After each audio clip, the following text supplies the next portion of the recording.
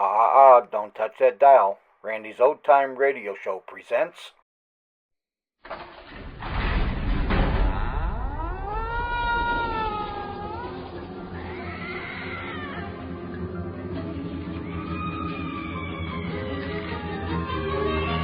Welcome, fiends, to Creepy Scene, of eeriness, gore, unearthly moans from rattling bones behind each creaking door. It's more than boo that'll frighten you. I long to hear your cries. You won't survive the tale that I've so ghoulishly devised. Dark and haunted, these undaunted tales from the crypt.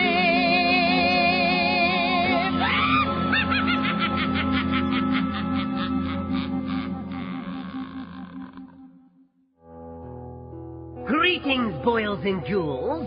This is the creep of all creeps, your old pal, the Crypt Keeper here. I promise you, kiddies, your visit to my dreadfully dire digs is sure to bring out the beast in you. Oh, by the way, we're having a most festive party tonight to celebrate this especially scarifying evening. It's going to be a dinner party. Hope you like roadkill. Just kidding. Actually, I'll be serving a 7-corpse meal. Yes. For dessert, I'll be offering lady fingers. That is, of course, if Milady will part with them. So tell me, dear fright fiends, are you in the mood for a morbid, macabre, twisted tale about a sweet little girl and her very concerned mummy and daddy? Well, here's a heaping helping of alimentary anguish for you. Hold on, kiddies, for a terrifying tawdry tale called Tight Grip.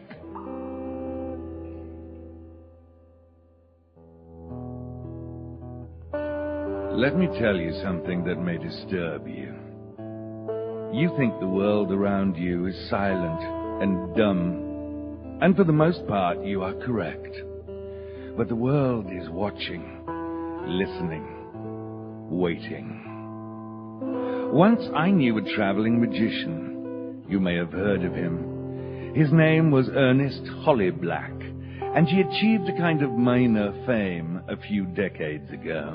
Presenting the amazing Hollyblack and his spectacular water-death escape. He wasn't a very good magician, actually, and you wouldn't have heard of him for his great skill. No, Ernest Hollyblack was a disappointed man. And in 1,000 bare bulb hotel rooms, in 1,000 seedy towns, as darkness lay heavy across America, Hollyblack took out that frustration. I heard what happened in those rooms. How he spent his rage at the world upon his daughter. How he locked her inside his magic trunk as punishment for insignificant transgressions. Just like your mother. You're just like your mother. How he hit her in places where it wouldn't show. And what do you know? One day, during Hollyblack's spectacular water escape, the latches on the false bottom of Hollyblack's amazing trunk jammed. Hey, want to help? Hey! Help! Get me out of here! Help! Help! I can't breathe! The water! The water! Help me! Help me!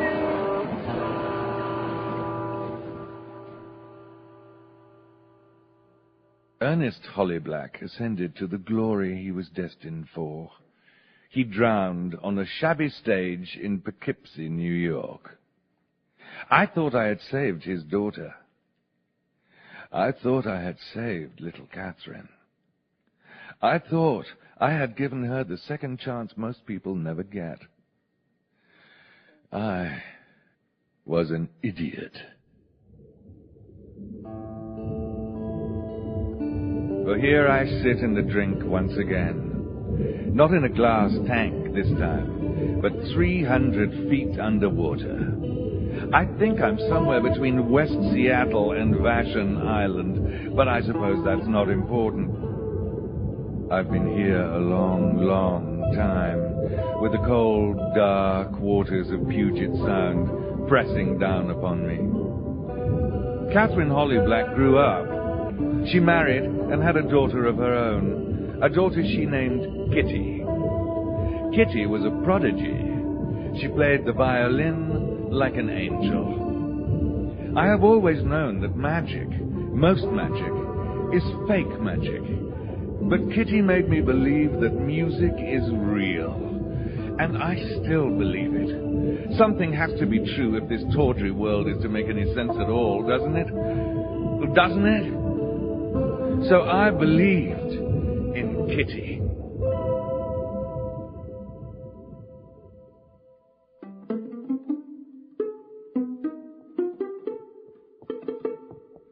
Thank you for coming over, Doc. Absolutely. Doctor, you have to do something. She just sits there in that trunk for hours on end with the lid closed. God, it would drive me insane to be trapped in there like that. Perhaps she doesn't feel trapped. Perhaps she... Noise, Kitty, please stop playing like that. She loves that violin. I'll get her to stop. No, that's okay. Perhaps we should let her finish what she's doing. Kitty! That's better. Now, come out of there and say hello to Dr. Malloy. No need. No need. You stay right there where you are, Kitty. Allow me to introduce myself. My name is Samuel Malloy. You can call me Sam. Or you don't have to call me anything at all if you don't want to. That's a lovely violin, Kitty. It's a Stradivarius. Kitty is a concert violinist, one of the best in the country for her age. A prodigy. Like young Mozart, eh, Kitty? What you were playing just now, it sounded like...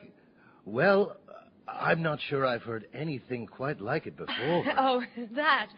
Well, that was nothing. She's just horsing around, Doctor. Isn't that right, Kitty? When she plays Bach, it brings tears to my eyes. Play for Dr. Malloy. No, that's really okay.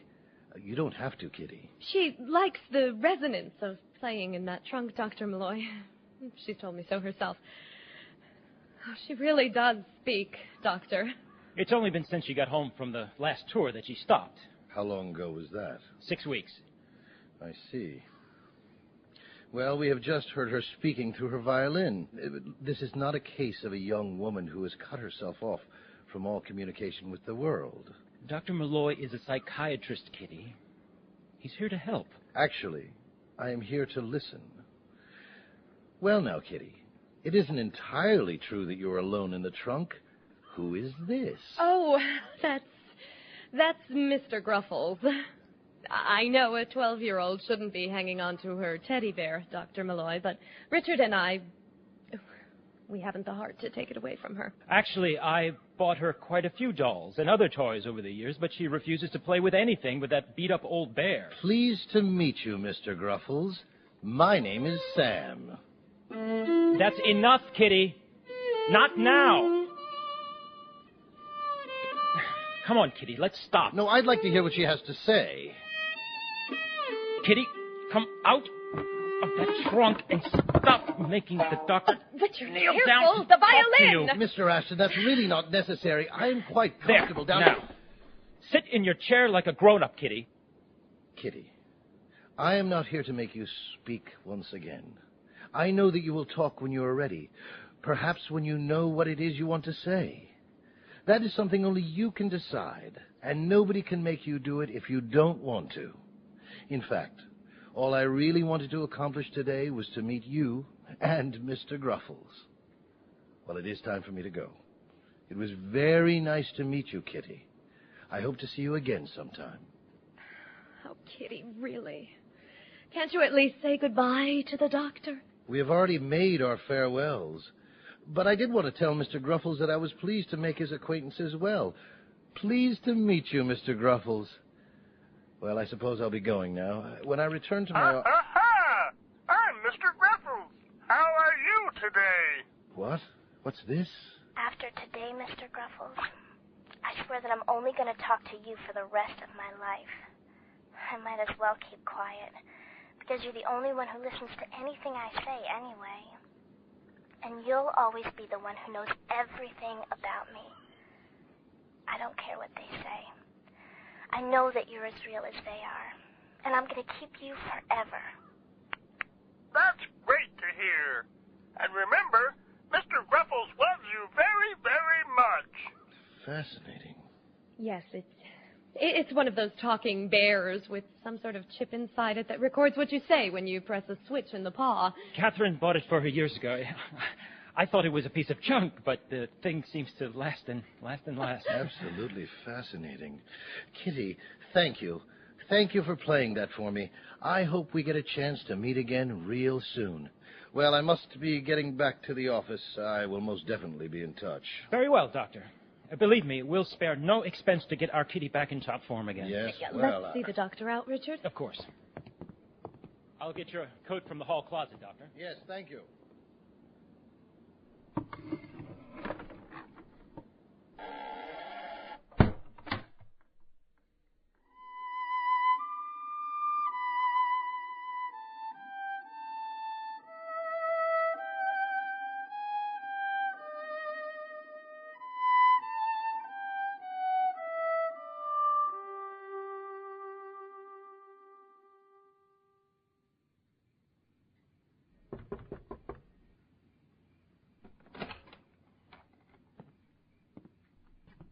Kitty? You still up? Kitty? Ah, there you are. Are you talking to Mr. Gruffles?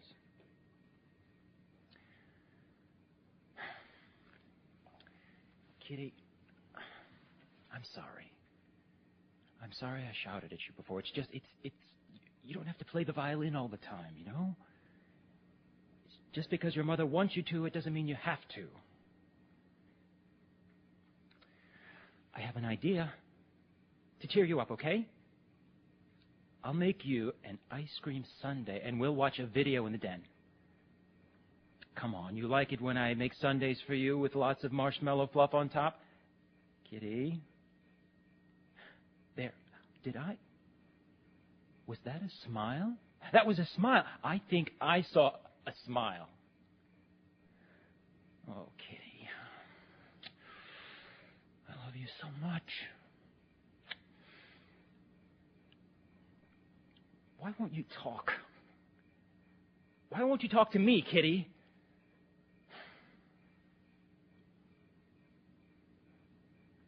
I spoke to Mom. I told her that you don't have to go back on the road again, not if you don't want to. You can choose. Enough talk, all right? Come on, let's go get that sundae.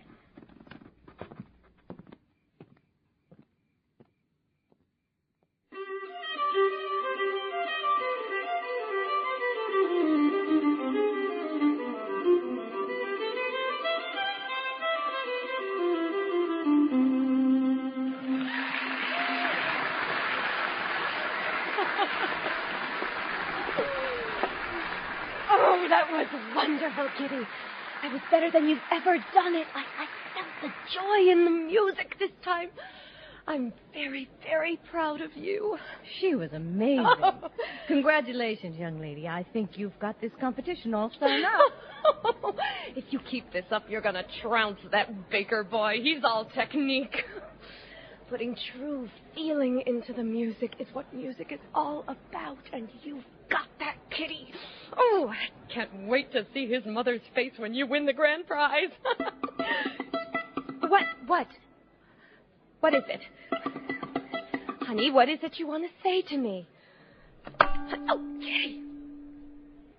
Kitty, you've broken a perfectly good E string. Yes, all right. I get it. Something's still not right. But that Bach sonata. The doctor was right. You do speak through your music. You're happy now that we're on the road. A mother can tell. Even if you don't know it yourself, you're happy.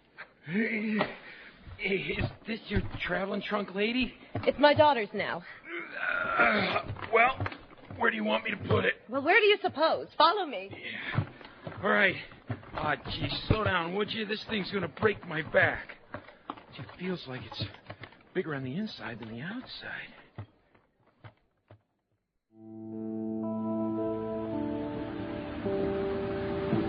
To see and not to see. To be always present and never there. Mine has been a curious life. I understood Kitty and her decision not to speak. All right, I admit it. I was her shelter. I thought I knew what she was going through far better than anyone else. Certainly better than her mother. I am an old fool. Because, of course, I wasn't always present. Of course not. Once again, there were the hotel rooms. The endless hotel rooms. But this time the door was shut to me.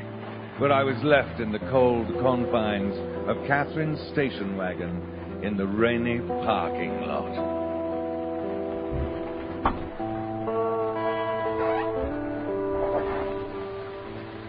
Kitty, get out of there. Absolutely not. I am not letting my 12-year-old daughter sleep in a trunk in the back of a station wagon in a hotel parking lot in Springfield, Missouri. I wanted to keep Kitty safe at all times, but I couldn't. And Catherine was the reason. Catherine, the little girl I thought I had saved. She was beginning to remind me of her father, to remind me of him a great deal. Get your night dress out of there. No, not that one. It's filthy. The pink one. I've got your violin and Mr. Gruffles. Come on, then.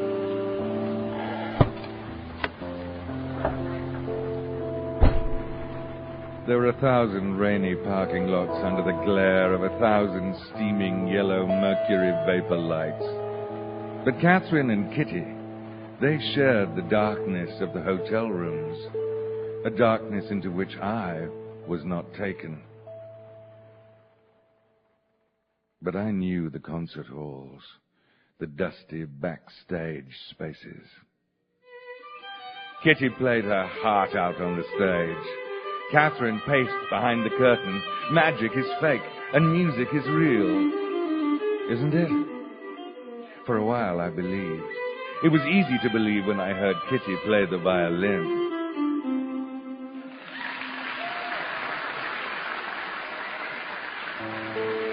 We crossed America, and Kitty played. She remained silent, but she fought.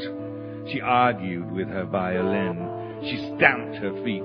She played. God, how she played her heart out on the stage. We reached Bridgeport, Connecticut, then headed back towards Seattle, towards home.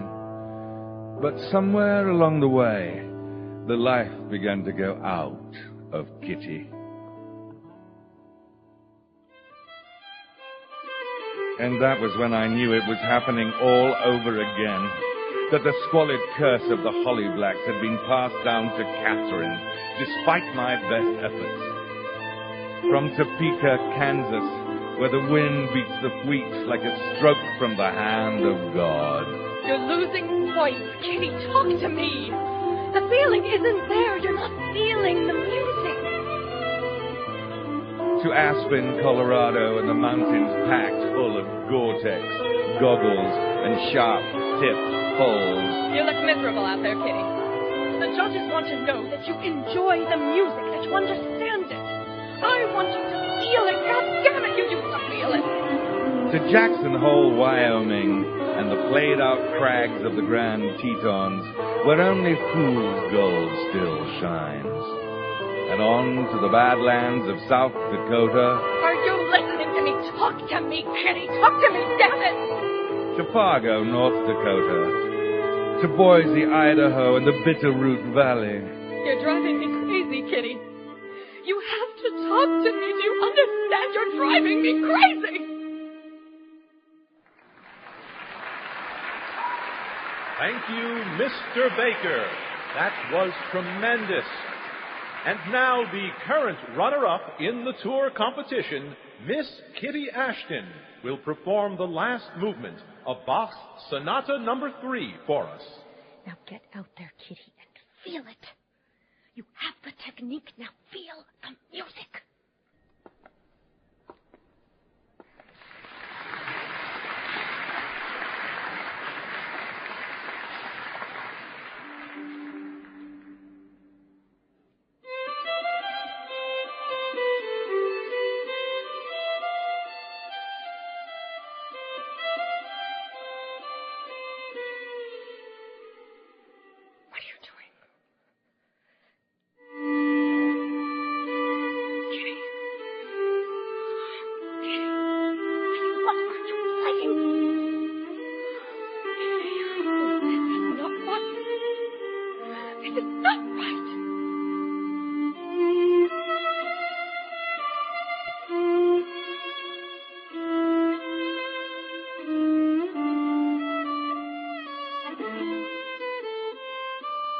What the hell happened, Catherine? I don't know.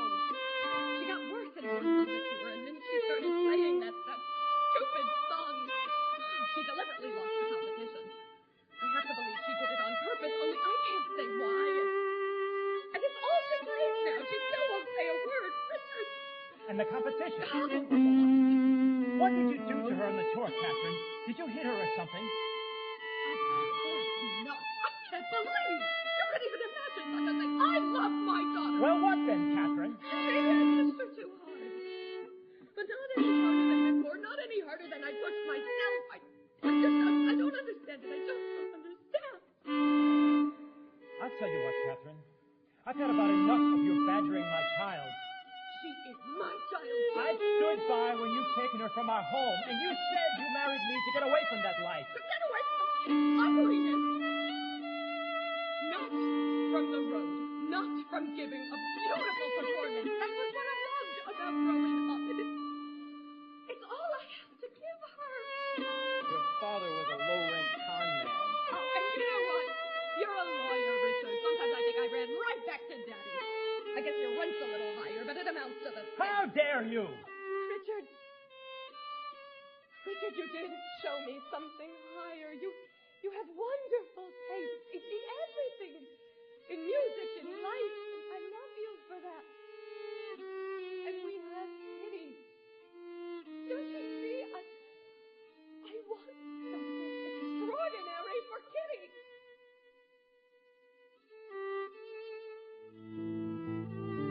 As she listened to her parents argue downstairs, Kitty paced the floor of her room in agitation. But after a while, she stopped and opened me up. She climbed inside as she had so many times before. Still no words, only the violin and Kitty's gentle tears. I held her safe. At least she was home, and I could be with her in her room. Richard at least understood Kitty's cry for help. All was not lost, or so I thought. And I held her and whispered to her, just as I had whispered to her mother years before, when her father had locked Catherine inside me. At least you are safe now, little one, I told Kitty's mother, away from him for a time. And once again I tried to comfort a hurting little girl by speaking words of encouragement. Words across the void that separates my world from the cold, uncaring world of blind action and backlash. All will be well, little one. Someone you don't even know loves you and watches over you. You'll never be alone.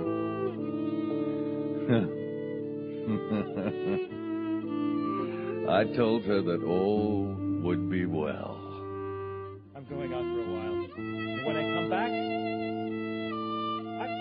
I'm taking a far stronger hand in Kitty's upbringing. A far stronger hand. Do you hear me? I swear I didn't. A far stronger hand. I swear I didn't mean to hurt Kitty.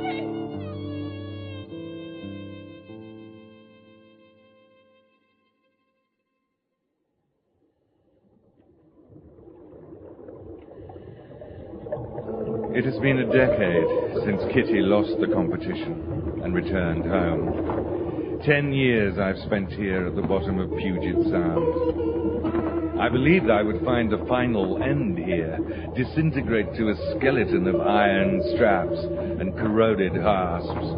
But I have not rotted yet. And now, someone has found me. What a surprise that someone has in store. For I am bigger on the inside than the outside. No, not in a physical way, but in the way that a whisper is more than mere air. In the way that the discovery of a secret can hold within it a larger secret still.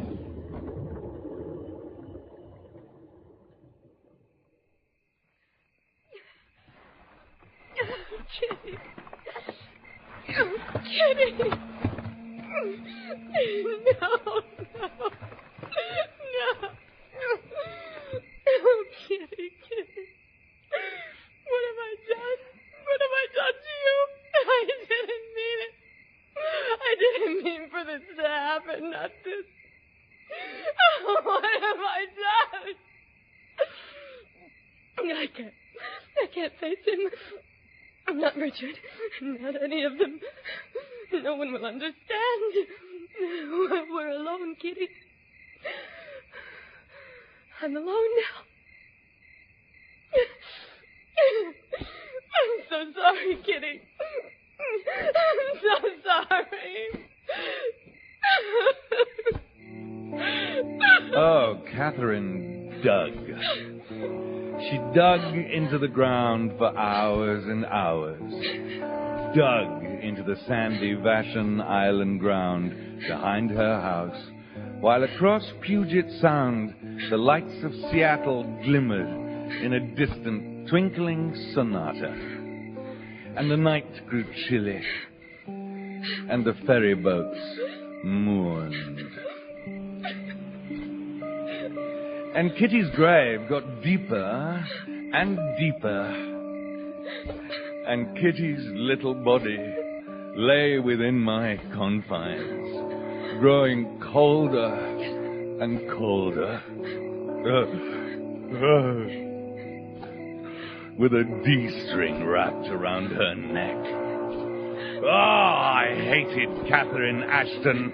I hate her still.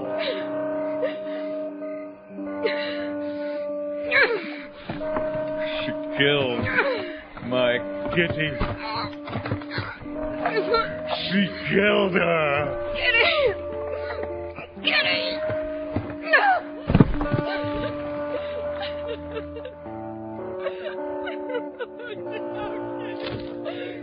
No, Kitty, no!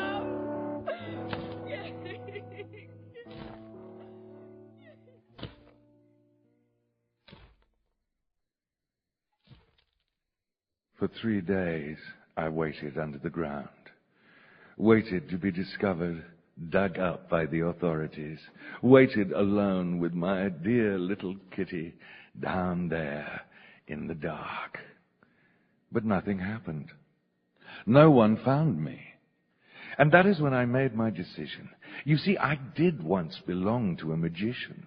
And something of his art, something that even that poor failure, the amazing Holly Black, was not aware of, wore off on me, wore into me, the ability to bridge the gap between the world of being and the world of desire, the world of hard fact and that of the imagination.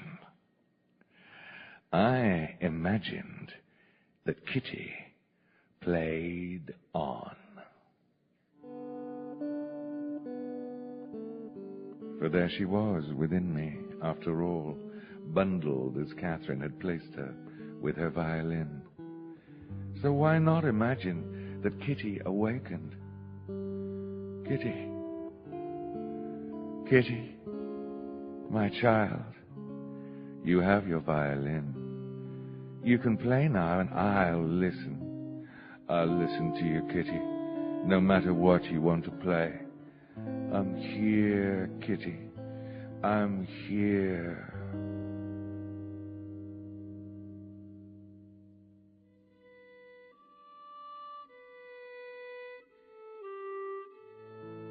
She began to play. Kitty began to play, and I resonated with her playing. My wooden sides sung in sympathetic vibration with her song. And with Kitty's song, I reached across the divide between desire and being. And I imagined my way into the nightmares of Catherine Hollyblack Ashton. Richard, I heard her again. I heard her again, and don't you hear it? I don't hear anything. Richard, listen, You have to be quiet, Catherine. Quiet. She's gone. But Richard... The police will find her. God, I have to believe they will. But until then, you just have to be quiet and leave me in peace. Richard, you have to listen. Haven't you done enough already? Will you just shut up? Shut up! Why can't you be more like Kitty? And a month later, it was with grim satisfaction that I heard the shovel once again digging me up.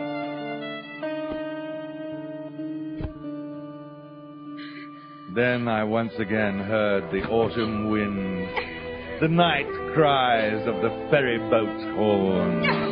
Kitty! Oh, Catherine struggled to pull me down the path to the beach. I didn't make it easier for her. All the weight of her heart was within me, and she was pulling it along, pulling it along, pulling it along.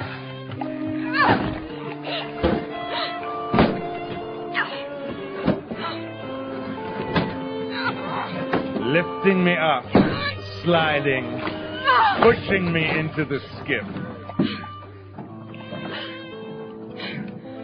And paddling away, thinking she could somehow escape the music.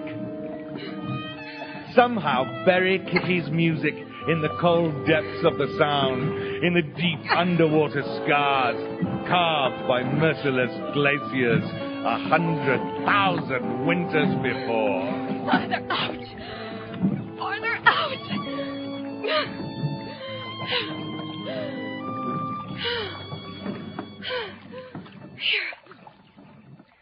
Here.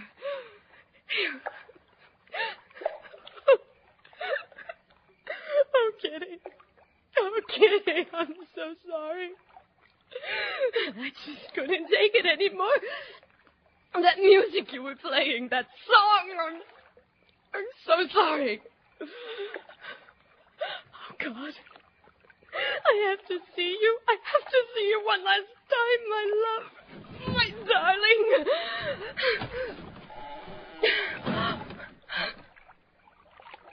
Oh, Kitty. My Kitty. You're so cold. I wanted to give you Mr. Gruffle to keep you warm. I brought him for you. Here, Kitty. Here he is. Here he is. Let me set him in beside you. And then I won't disturb you anymore. My darling.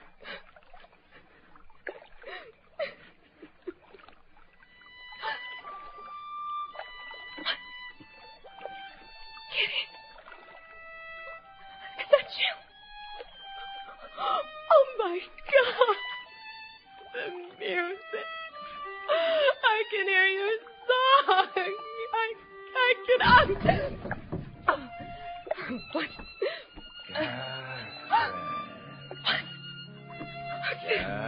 Kitty? Kitty, is that you? Who's there, Kitty? Come inside. What?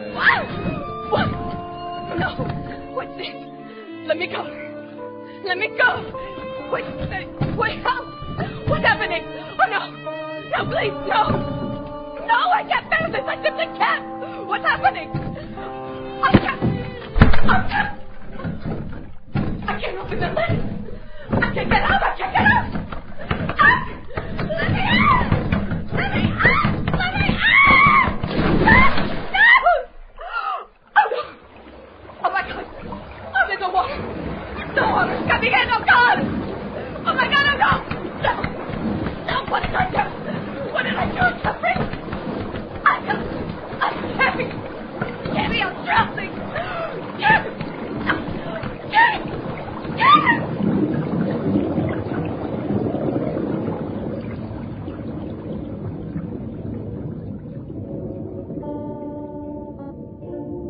And so, after all these years, they have found me.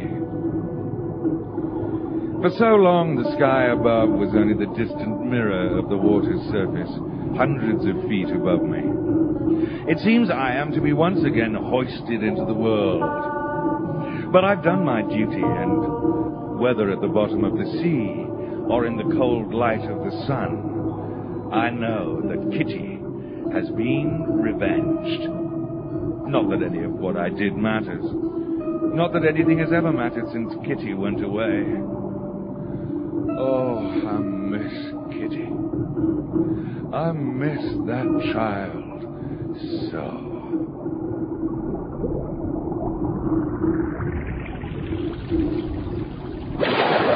All right, there's it. There's it. Bring it over here. Bring it over there on the platform. That's it, to the left. Okay, set it down. Whoa, you're a little off. That's okay, we got it. We got it. Bring her on down. All right, get those chains off. Get them off. Yes, sir. All right, Sid. Let's get your forensic shots, just in case the good doctor here turns out to be right. Got it. So, Judge Ashton, is this your daughter's traveling trunk? I couldn't say. It's so degraded. I mean, perhaps. This is the trunk, Detective. I recognized it at once. Oh, did you? Did you, Malloy? Well, so what if it is? I have nothing to hide. I want to find out what happened to my wife and child just as much as you do. This will be the last piece of evidence I need. I have spent 10 years determined to find the truth. Wasted 10 years, don't you mean? You vulture. Why can't you leave us be? I've lost everything. Isn't that enough? Not until there is a reckoning for Kitty's death. You do believe in justice, don't you, Judge Ashton? All right, that's enough. Looks like most of the water's drained out from all the holes. Open it up. Yes, sir. Yes. Amazing. Sid, bring the camera. What's inside? And that's documented. All right, then, let's have a look. Dr. Malloy, Judge Ashton, will you step over here? What do you see? I can't. Bones. Skeletal bones. That hand. It's Catherine's. Wedding ring. Her opal ring. We had it made special. I can't. I can't. Dr. Malloy, you're a medical doctor as well as a psychiatrist, aren't you? What do you make of it? Yes. There's two of them. One an adult, the other a child. But that's not what I'm looking for, Detective. What are you looking for, Doctor? Well, perhaps... Yes. Yes. Here it is. This. What in the world? Do you recognize this, Judge Ashton? What? No. I don't recognize it at all. A skeleton of another sort. Remember, Judge? You bought her other toys, but this is the only one she played with. As you said yourself, it just seemed to last and last. That what's left of Mr. Gruffles. Rotted away. Perhaps we'll find if the little thing's heart is still intact. What are you doing, Dr. Malloy? If I remember rightly, this is the correct button. Just let me... I'm Mr. Gruffles. How are you today? Good Lord. Some kind of recording chip? You're the only one I can talk to, Mr. Gruffles. The only one. I can't tell Mommy what happened, and she thinks it's because of her. But it's not. The closer we got to home, the closer we got to him, and I got scareder and scareder, and I couldn't play and I couldn't talk. I hate to go home. I just hate it.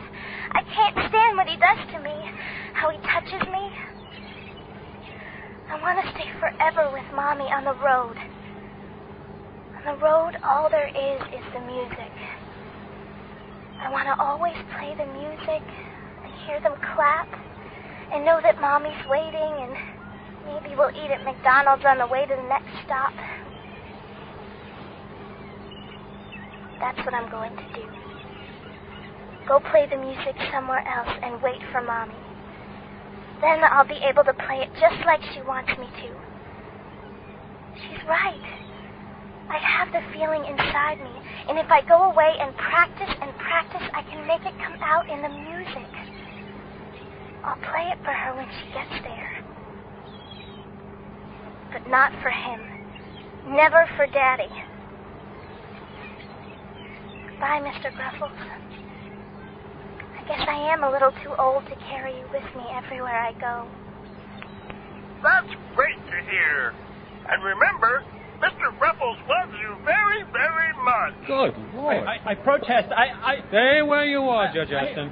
Boys, get this guy cuffed and Mirandized. No! Let me go! I want to speak to my lawyer! Well, Dr. Malloy, that is about the most surprising... Detective, the trunk! It's sliding off the platform there. You there, secure that chain. Come undone! I can't grab it! I can't grab the blasted thing! It's too wet! Stop! It's sinking, carrying the bodies all these years I've been searching. It's all right, Doctor. We have your other evidence on file, and that recording. Oh, well. Kitty did love that old trunk.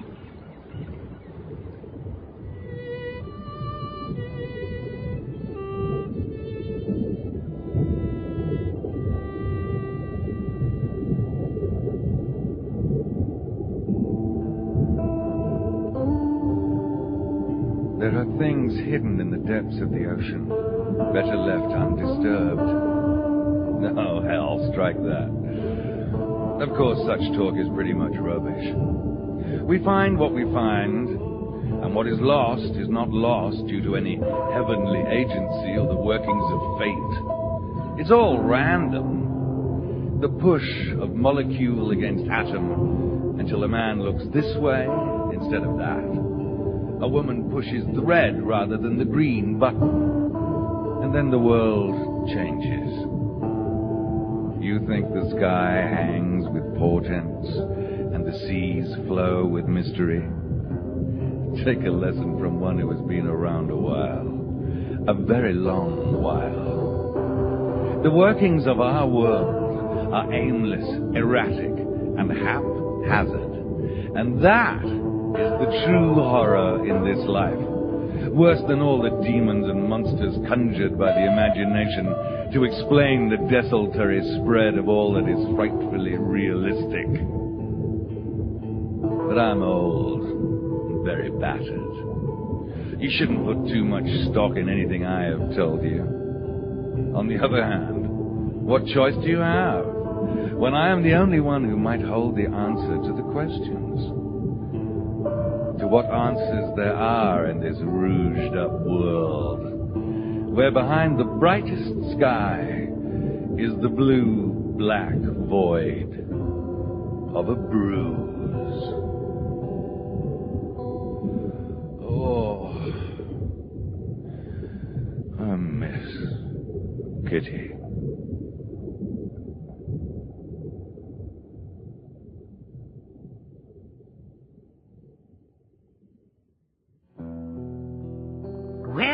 Well, kiddies, how's that for a tug on the old heartstrings? Makes you just want to cry your eyes out over poor Kitty. If you do, pick those baby blues up quickly and pop them right back in your head, because I'm afraid my pet rat Wally is quite the connoisseur. He thinks eyeballs are a delicacy and taste just like caviar. Personally, I think they taste a lot more like chicken. Well, creeps, you can count on me to return soon with another delicious dollop of dread to satisfy your appetite for the terminally morbid. Until then, I'll leave you with this bit of Crypt Keeper wisdom. Surround yourself with lots and lots of friends, kiddies, for as we say around the crypt, the morgue, the merrier.